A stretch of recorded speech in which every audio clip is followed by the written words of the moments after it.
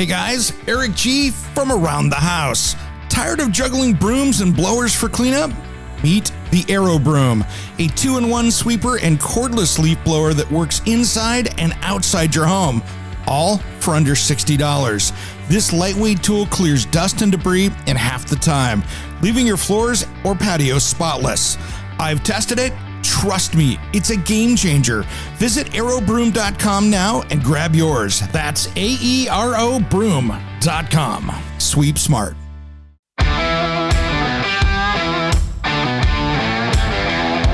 Welcome to Around the House with Eric G, your go-to source for everything home improvement.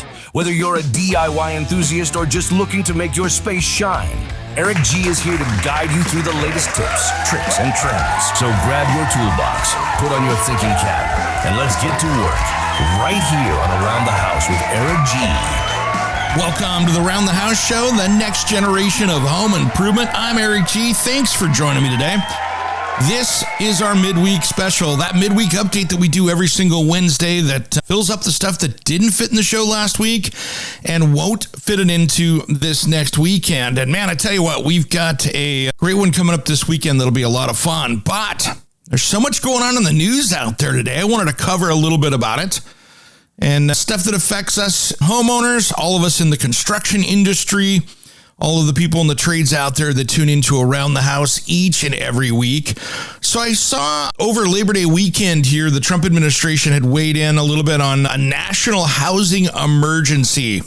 What's that going to mean to all of us? That's the thing that you kind of look at and go, what can they do? One of the biggest issues we have is many of the added costs that go into housing is done at the state or local level. For instance, here in Oregon and Washington and many of these states out west where we are out here on the left coast, the problem we've got is our land prices are so high because of our urban growth boundaries, which means the state tells us where we can build and where we can't. If I own 20 acres of farmland that hasn't been farmed in 50 years that is zoned for residential, if it's not on the urban growth boundary, I'm not putting a bunch of houses on it.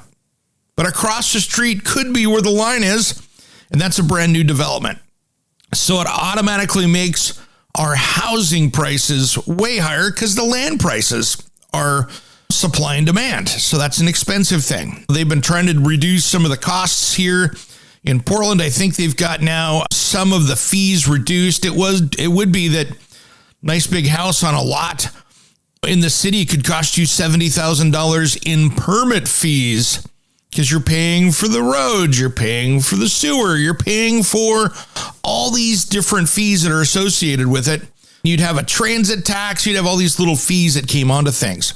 Parks, all these things that came out of the building permit to do that. So really, there's a couple things. Lumber prices are up, but we've got all these tariffs on Canadian lumber right now.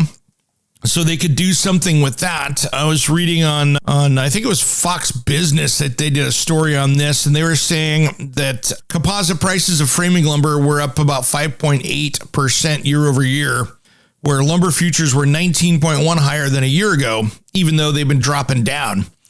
And then back in July, I think it was, the Commerce Department had announced it was going to more than double countervailing duties on Canadian softwood lumber imports. So that's our framing lumber. That was going to go from 6.74 to 14.63%. So Canadian lumber also is subject to an anti-dumping tariff of 20%. So that means Canadian lumber is now 35.2%, up from 14.4%. So that's where that is. Are lumber prices out of control? No, but really they're higher, but they're not as bad as they used to be.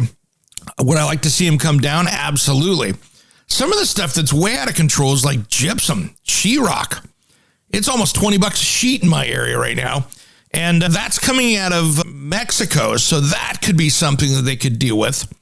I guess the gypsum mines are down in Mexico, or a lot of them are. So that's where that is right there. So is there a lot they can do other than lowering interest rates? And getting housing prices down is going to be a bigger play. That's not going to be something they can just wave a magic wand and do that, because we've got our biggest affordable housing crisis in the U.S. in 40 or 50 years. And so that's going to be an interesting one to see.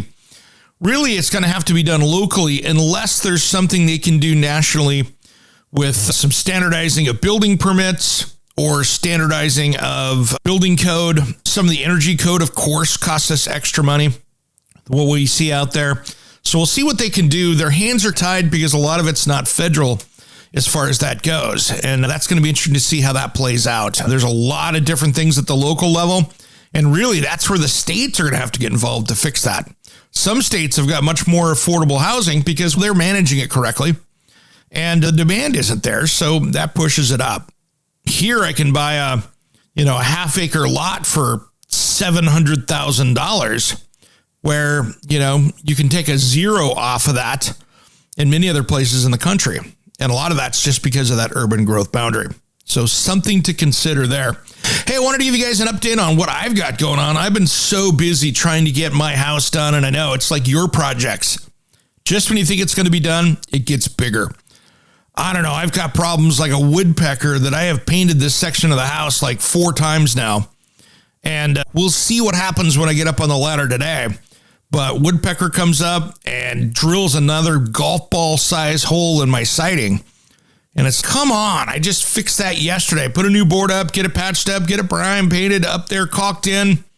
Brand new hole back there again. And it's driving me insane. And people go, oh, there must be water intrusion.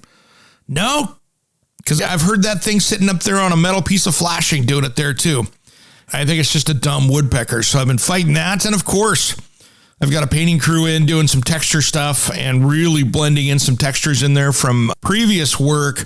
There was an area in my house that I really had a hard time getting to that I didn't get finished up and textured. And that project grew a little bit from just doing one section to all the ceilings on the first floor of the house to get them dialed in. And I had an interesting one. I had a primer failure where and it might have been some user error as well, because I was in a little bit of a hurry. I might have put the primer on when the drywall was still a little damp from scraping it, because I had been wetting it and I had been scraping it.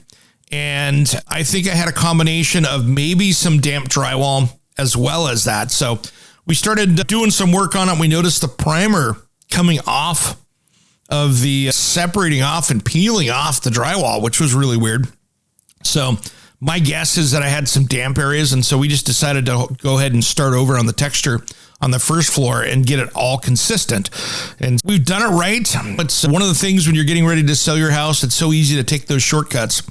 And really, I've been working on those things. It just takes forever. I've got a guy doing it, and I'd much rather have him up on the ladder. I don't know about you. There's 2 things I hate doing is drywall and insulation. Both of those are never fun. It just takes a ton of time, and it just makes such a heck of a mess. But getting that close, I'm going to be shooting today some stuff for some upcoming product videos that I can't wait to try. And I'm going to be doing that today. So it's going to be a lot of fun, and I can't wait to do that. That's going to be a great time getting some of these new products down and playing around with them as well. That as well as packing up my shop. So I'm going to be in my temporary studios here until we get to the next house. And got that, planning on that, but we'll be here probably over the holidays, going to take a look and see what happens and see what the next steps are. That's the fun part. We got some great stuff coming up. Working on some details for Around the House Northwest television show that will be coming out soon.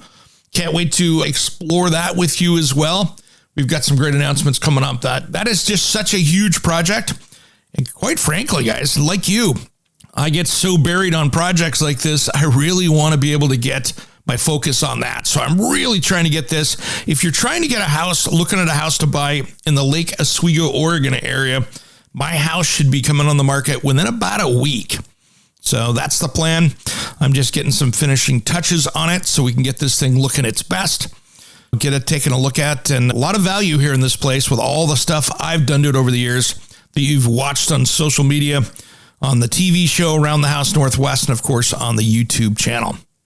All right, everybody, I'm going to let you go. I've got a lot to get done today. Wanted to just give you an update on what's going on there with the housing stuff. We're going to have to get kids back into the classroom here to make sure that we can get some stuff knocked out. Because I tell you what, this is one of those things that we're going to have to get some kids trained up for the trades because labor prices are not going to be helping us as well. So when you're in the schools taking a look at and they don't have any of the trade stuff, if they don't have any wood shops, If you're a parent out there, bring those things up to your school district. Why did they take those wood shops and welding classes and everything out of the schools?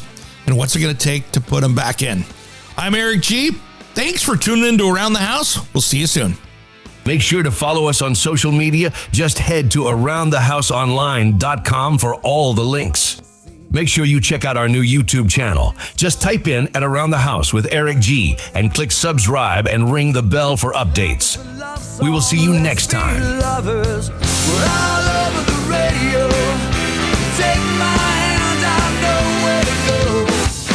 All over the radio with